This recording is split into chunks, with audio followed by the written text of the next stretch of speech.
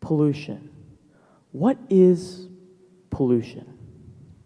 Well, pollution is the introduction of harmful substances or products into the environment.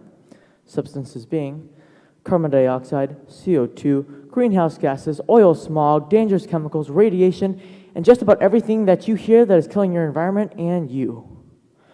I'm sure almost, if not all of you in this room have heard or talked about pollution. Pollution is a gargantuan-sized problem and must be dealt with, but as humans, we are all polluting the earth in multiple ways, whether it's using fossil fuels, animal agriculture, electricity, and so on. But first things first, let's talk about air pollution, because it is a topic that is greatly talked about as it has been brought up time and time again.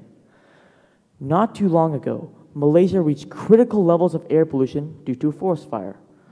Now, you may not see how that would be related to mankind's polluting activities, but if you look at Malaysia, they already have many people who use electricity, and most of that electricity is mainly made by using fossil fuels that contaminate the air. So the smog from the forest fire only adds to the already contaminated air, which had caused it to go to a critical level. An education minister, Majir Kalahad, said the haze is happening beyond our control, and he was right.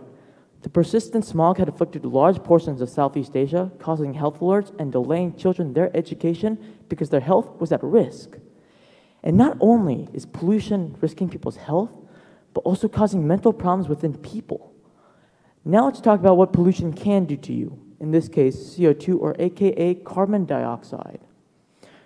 According to Live Sciences expert voices, CO2 is making you more mentally inclined. That means carbon dioxide is literally making you dumb. Now you might be wondering, how is CO2 making me stupid? Well, as carbon dioxide, once regarded as a harmless air pollutant, can greatly affect the brain's ability for decision making. The study was conducted from researchers at State of University's medical unit. If you look up at the chart, they found that the most dramatic declines in performance in which subjects were rated as dysfunctional were for taking initiative and thinking strategically. That's why these findings are so frightening. But in a more simpler term, we humans all need oxygen to survive. But how are you supposed to breathe in precious oxygen when a large portion of what you're breathing in is CO2?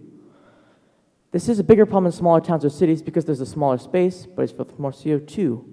Again, this is a big problem and must be handled within a correct manner. Now that we have talked about air pollution, let's talk about a topic that causes more pollution than anything else right now in the entire world. Let's talk about animal agriculture. That's right, animal agriculture. How you get your food, in this case beef, is causing more pollution than anything else right now. This is one problem I not ever heard about until a couple weeks ago, and I learned about this from a film by a man named Kip Anderson, who had filmed the documentary called Cowspiracy, that had talked about how raising livestock, animal agriculture, was polluting the earth more than the entire transportation sector.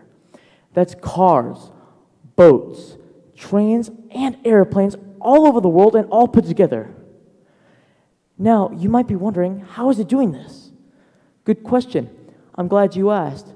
Well, because cows produce such a substantial amount of methane from their digestive process, that methane is 25 to 100 times more destructive than carbon dioxide from vehicles. Now that's crazy. I remember when most pollution was blamed on cars when it really shouldn't have been blamed on how I ate and got my hamburger. We all have families. And if we want our future generations to continue to live and thrive on this beautiful planet, we need to find a powerful, efficient source of energy for the whole world to use. We need to find a solution for animal agriculture and all other problems that may arise. So I urge you to switch to an eco-friendly energy source. You'll be saving the world and money. All I can tell you now is to try to do even the small things, such as by taking public transportation instead of driving or carpooling. We can all make this world a better place, and in the end, we can all save the world. Thank you.